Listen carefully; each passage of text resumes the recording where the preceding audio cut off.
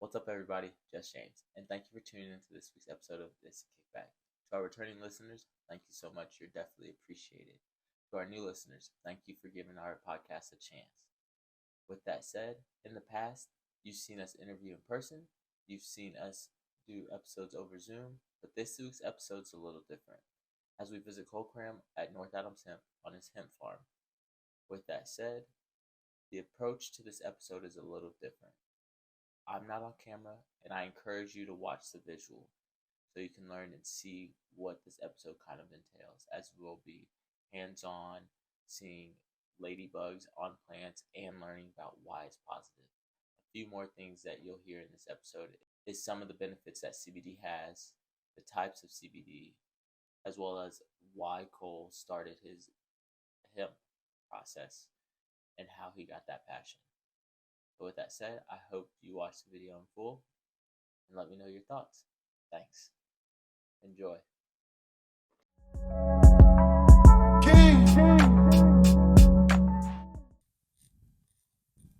What got you started? I was always into it. I've always wanted to be into hemp, even like in high school, like in 2008. I think I told my ag teacher I wanted to be in hemp, and she was like, she didn't really know how to reply to that. But I helped Stony Branch harvest in 2019. They helped me get going and everything else, so that helped out a lot. Yeah. How long have you been working North Adams Hemp? Since 2020 was our first year, and we're on our fourth grow season. Yeah. So we're doing pretty good. We started out over on another plot, and we moved over this plot in our second year. This is our third year growing in it, so doing pretty well. We're learning a lot. Yeah. So it's just a day-by-day process. How much time do you spend on the farm? About 2-3 hours a day. Sometimes like 4-6 hours if I really got to get something done. Yeah. But I like to chip away at it day by day so it doesn't add up, and so we don't get behind on stuff when we find something new. Yeah. So what's the starting process like? For the license or just general? Start of the season, you're getting ready to plant. Okay, starting the season. We find out where we want to put our rows, mow them out. We do a little bit of tilling. It's kind of bad for soil health, but it loosens up our clay. Then by then we usually have our seeds started and ready to transplant, or we have clones ready to transplant. So it's just a very easy transition. But we started our seeds about a month before planting them this year, so yeah, it's an extended season. This is the first year growing from seed instead of clones. Oh, really? What made you want to make that switch? Just the rarity of these strains. Not very many people have tried them or even grown them, so okay, it's just rarity. Clones usually come from closer because they're propagated from other plants, so there's cuttings that they root out. But then you know exactly what that plant's going to do. Yeah. Like, as you can see, each seed's a little different. You can even see the leaf structure is different on these. Yeah. Compared to this. It's like a brother trait, or I guess they're all female, so it'd be a sister trait. They call it a phenotype. And how do you know if it's a boy or girl plant? These buds. Okay. These buds, when they're hairs, they're a female, but when they're like little pollen sacs, they're a male. Okay. Which we kill those as soon as we find them. Otherwise, they'll get seeds and make it less potent and everything else. Okay. So you prefer female plants? Yes. Okay. We got about every size in here. Some of them we had some issues with and replanted with new ones. And some of them just didn't take off. You'll have that. Yeah. This one's kind of in between the maturity of the first one and the second one. You can kind of see how it's stacking, but not all coming together yet. Yeah.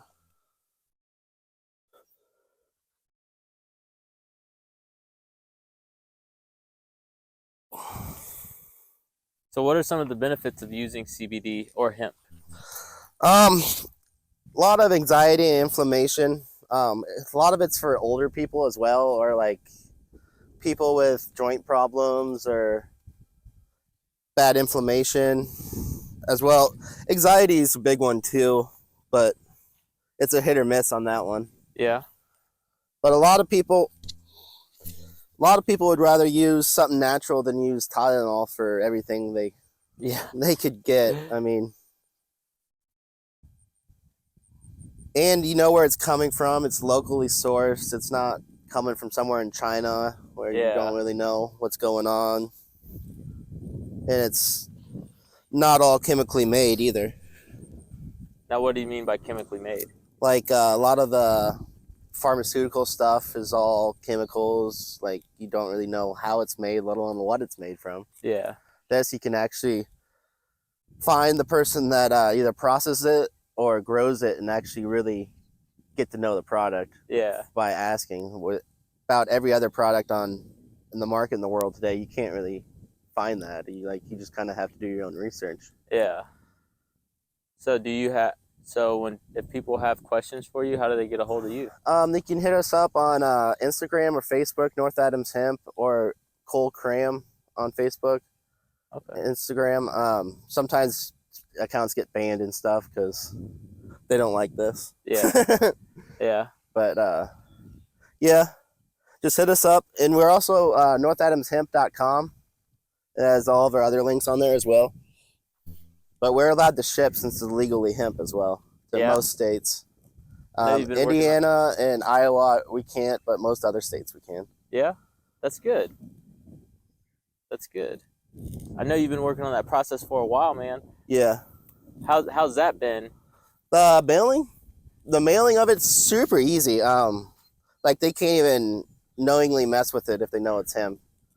They can hold it until they like do a sniff and open it up or whatever. Yeah. But as soon as they open it up and see the literature with it, they have to just send it on down the line because it's federally legal. Okay. And it's a commodity similar to like sweet corn being mailed or like some berries that you picked in your garden as well. Okay. Has it been a battle just dealing with the legality of this industry? Yes and no. I mean, on the day-to-day aspect, not really. Everybody like accepts it. But like last year, they changed the growing laws when I was 2 weeks out of harvest, so I couldn't really do anything. After they had the hemp summit for 2022 last year, they said it was going to be fine all season. No changes. Then 2 weeks outside of harvest, they changed the total THC and had to destroy most of the crop last year. Jesus. But it'll be all right. We're moving on. We're pressing forward. Yeah. We're going to be making a lot of this year's CBG into live resin too, which is more of dabbable.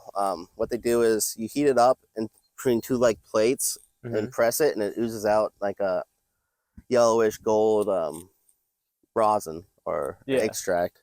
So it's completely chemicalless and everything else. Is that something new you're doing? Yeah. That'll be your first time going that way? Yes, with our harvest, but there's a lot of people that do it with their personal harvest. So there's a lot of practice people around with it. But it's just different temperatures and different micron bags sizes, which is just the size of the holes the ooze is coming out of. Oh, okay. So what other products are you going to include in this year's? We're also outsourcing a lot of stuff like gummies. We're trying to get a good pet tincture. We have a big dog formula right now, but it's like 30 milligrams a dropper, which is a lot for animals, but you can always just mix it with their food, which I've done. But we're also going to have dabbable CBD as well. We're going to outsource it in some live resin capsules.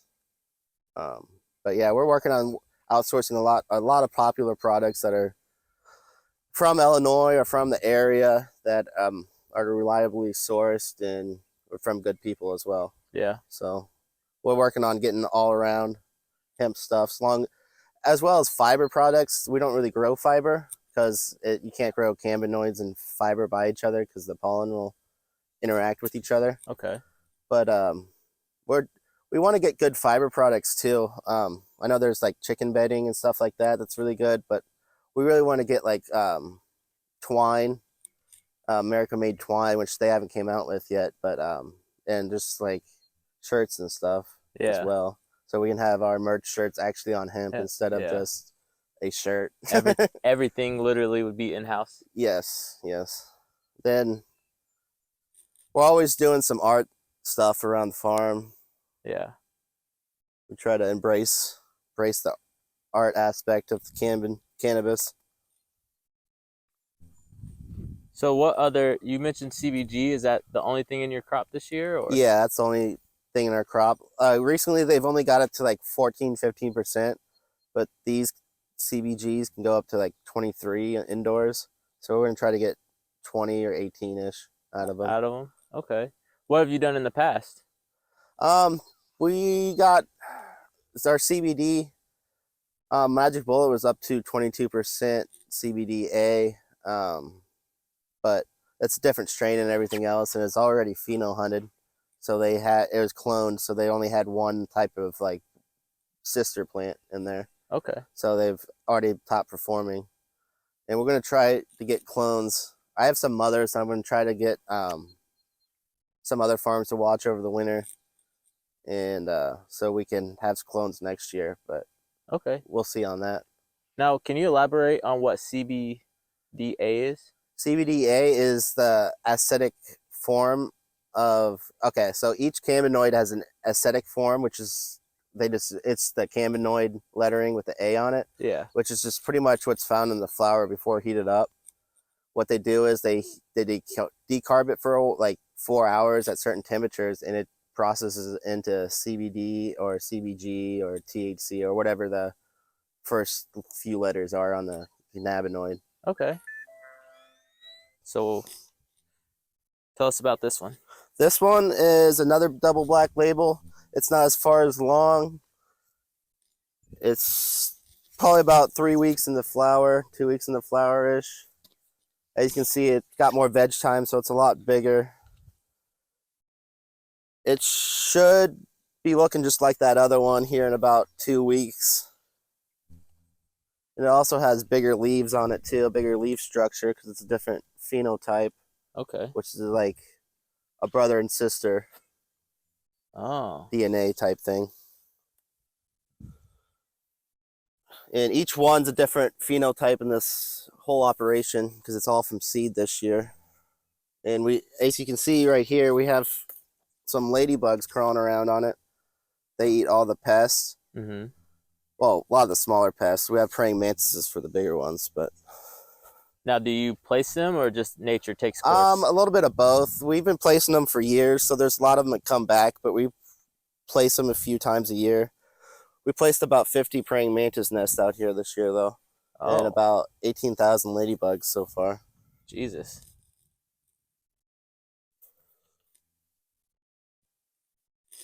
All right, so moving on to kind of the next question. What are some of the advantages and challenges you've encountered compared to indoor cultivation? You can't control everything. Like with Canadian wildfire smoke, there's a reason why we have a lot of these flowering early, because it's dictated about how many hours of light you get, and we're just losing a few hours. It was just much darker in the evening, much darker in the morning, so we were losing like 2 or 3 hours a day of light, and that's why a lot of these, I believe, flowered early. I mean, the whole field flowered kind of a month early, but some of these flowered like 6-7 weeks early. So, but is that a big change or? Yes and no. I mean, I was always suspecting it a little bit. At the end of July, a lot of other grows flower, so I'm always looking for it. But we really didn't notice until we was putting the tomato cages on them that you can't even see anymore. But, they are in there, aren't they? Yeah. Right in there. But yeah, they just grow right through them. Adds a lot of support and everything else. For yeah, gets really them going in the right direction. Yep. So outside of the daylight, what are some of the other differences you've noticed? You get a much larger plants outdoors because you're actually on sunlight and you're not in pots, so the roots just grow every direction. Yeah. As much as they can. But it's not as I don't know how to say this. Not as good as product as it would be as inside, but it's a lot cheaper. It's a lot more natural. You're not using a lot less nutrients. We use only pond water, which helps out a lot with the microorganisms and such. But being able to control everything is very nice, and it's expensive. Yeah. It's very expensive. There's a cost to it. Yeah. That's why some people do greenhouses that have lights in them, just in case like they don't get enough sunlight to just turn the lights on. Okay. But we're working on a smaller greenhouse. We ordered one in the spring, and the order messed up, so we just kind of moved on. By the time everything got here, it was kind of just too late. So yeah, already time to get started. So earlier you mentioned like tilling the soil and things of that nature when it comes to the ground and the planting. How do factors like the soil composition and the local weather impact the quality of your hemp? You mentioned losing daylight as well. So outside of those two factors, a lot. Cannabis is all about the microorganisms in the soil, and like our traditional fields don't have any left. They're always blasted with chemicals and more chemicals, and spraying hydrous on it, thinking it's good. But it's just shit. Yeah, that was a good question, huh? I forgot what I was saying on that. Oh, the microorganisms. All right. Microorganisms. It's all about the microorganisms in the soil and cannabis. They more live off the byproducts of the living things in the soil. That's anything from worms to any the microscopic living stuff things that you you can't see. Yeah. And just soil compositions. Just I know we're really tilling. It's really hurting it, but we just do more of a soft till. Mm-hmm. So it's not dust, it's just chunks more. Yeah. And that's helped out a lot. Like this year after tilling, I found a live worm just kind of in the dirt, which is normally don't find that. It'd cut to pieces. Yeah. So that's a good sign. Yeah. So will you do tilling every year, or that just a once every couple of years? We're trying to get a good cover crop system where we can plant directly in the cover crop and not have weeds. Okay. So like a clover or something, but we're not there yet. Yeah. We really want to, but we're just slowly building the soil day by day, year by year. I mean, it takes like 5-6 years to really get a good start on it. So yeah, but we've came a long way. Like in our first year out here, there's hardly any grass out here. Like there's pretty much nothing because there was a traditional field the year before that. So okay. There's just what was left of beans and nothing. Yeah. But we got a lot of life out in the field now. It looks like a yard pretty much. Yeah. Yes, it does. But with that, so how did you go about changing the landscape area? If it went from beans to hemp, what was that process like? Getting the owner to agree? Yeah, getting the owner. That was kind of easy, surprisingly. They've been against it my whole life, and I was like, oh, let's go for some hemp. They're like, all right. And my dad's been against it his whole life, and he tried my first harvest before I even got to. He took a bud and put it in his lip, and then I had to try it. It's the grossest thing I ever tried, but he still does it. It works. Yeah. But whatever. So he just takes a raw bud and... Yeah, he just takes a raw bud and dips it. Like really? He doesn't even chew or anything. He said he used to, but really? Not anymore. It's gross. I wouldn't suggest it. But it definitely makes your mouth tingle. Yeah. So is it... Wow, I didn't even know you could do that. So yeah, I kind of know you could, but I didn't know anybody would or how effective it would be. But and what did your dad say? It helps his anxiety, his inflammation real bad. Like he can actually use his hands a lot better. Otherwise, they're all swollen and everything else. Yeah. So Dad's now Team Hemp. Yeah. Good deal. That's very, very interesting. Good deal. So you spoke on turning it into products and outsourcing it. Are there any products that you make in-house? Just the flour and the pre-rolls. Okay. We'll be pressing our own live rosin, but we got to send it off to lower the THC in it a little bit. But we do all of our own flowers and trimming and stuff like that. Yeah. We just don't have the factory type situations for like all the extract, the chemical extracts, and we don't have the food license to make edibles yet. So I'm not sure when that'll be in the works, but Yeah. we'll find something. We'll Yeah. figure something out. It's a process, and you in the short time you've been doing this, you've already come a long way. Yeah. To me, it seems. We're one of the better outdoor farms. A lot of outdoor farms don't go for quality at all. Yeah. And we're all about quality, so that helps out a lot. Yeah. So speaking of quality, how's the community kind of reacted to you all? How's the presence of this new CBD benefited the community, and how they responded? The community's responded pretty great to it. A lot of people think it's marijuana, but that's less and less every day now. I mean, they're starting to get it. That was big in 2020, but it's 2023 now, and we're pushing on. Everybody's not against it. Everybody's for it. I mean, nobody's really against it. I mean, no, and even people that don't see benefits in it yet are for it. They're all. I can't believe how positive the communities came out with it. Like, it's crazy to me. I mean, if we would have did this 10 years ago, they're like, oh, you gotta stop now. But yeah. So you spoke of people really thought it was like marijuana and things of that nature. How did you handle that misconception? Well, it's kind of a compliment because most hemp looks trash. But I do say it's like a cousin to it. Yeah. It's the same plant essentially. It's just bred for different uses. Yeah. But if they want to look at my page and think it's marijuana, I mean, whatever gets enjoy the likes and comments. Yeah. That's good, man. That's good. We like the engagement. So innovation is kind of key, it sounds like, from what we're talking about.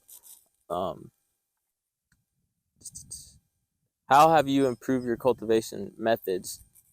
This year we use Philip Carl Storm's soil. It's Dagoose.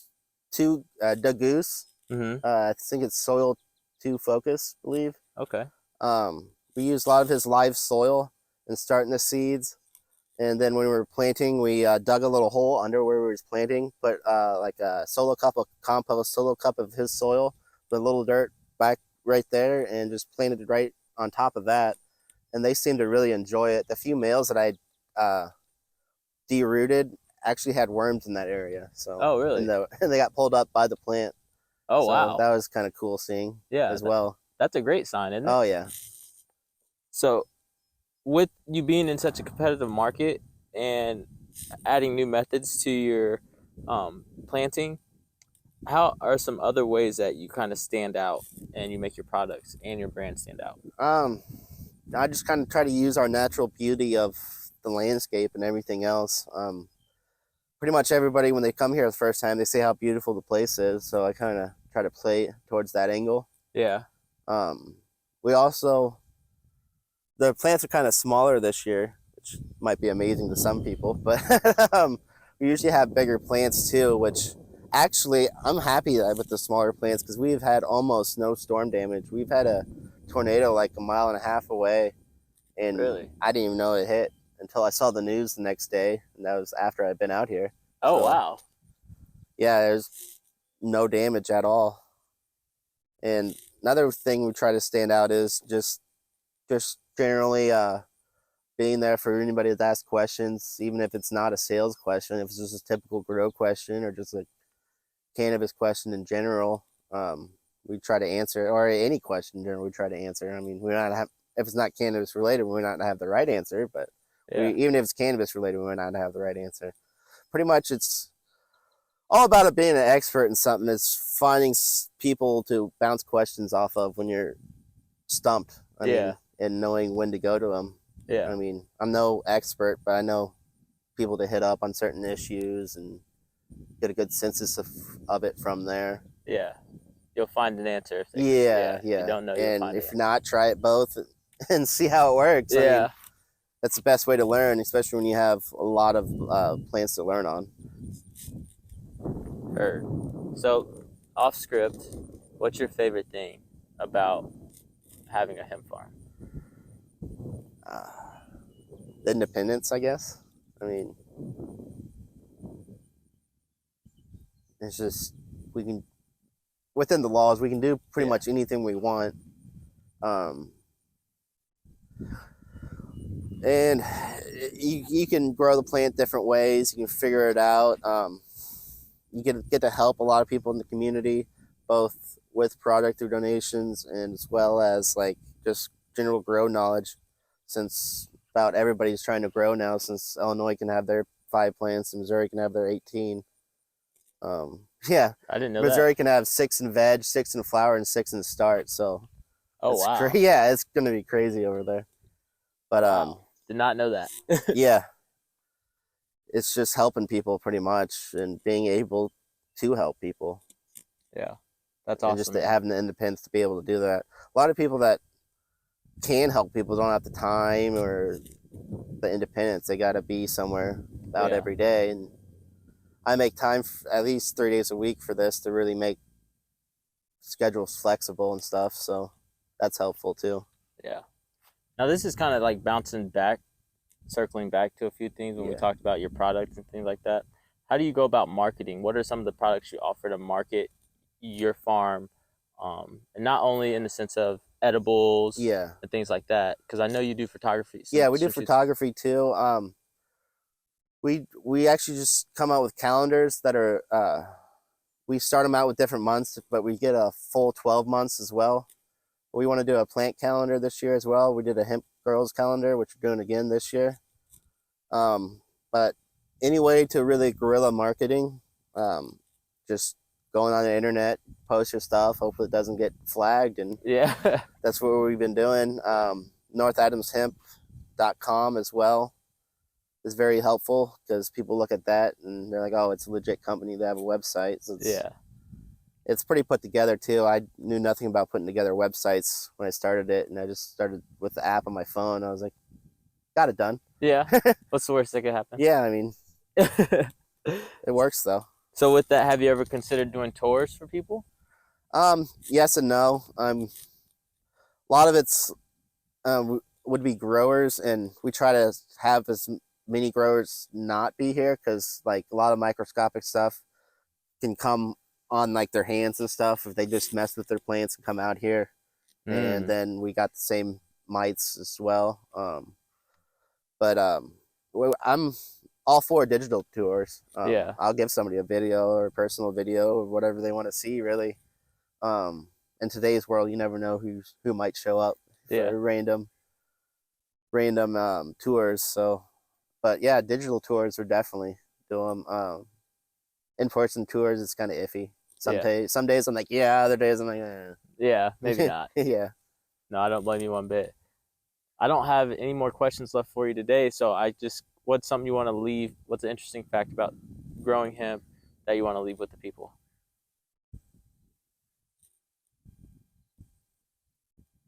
I mean, it really makes you think about tomorrow instead of just thinking about all of today's issues. Makes you think about the future and everything else. You're always trying to fix the land for next year and the previous years and stuff like that. And always the sustainability. I mean, you try to sustain everything in your life, let alone just work stuff. It's the freedom is also pretty great. You can go out here and kind of do whatever you want and get it done.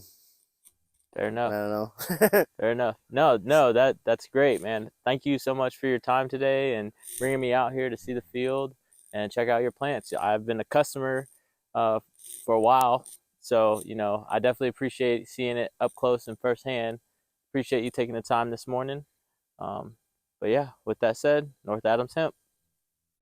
See you guys.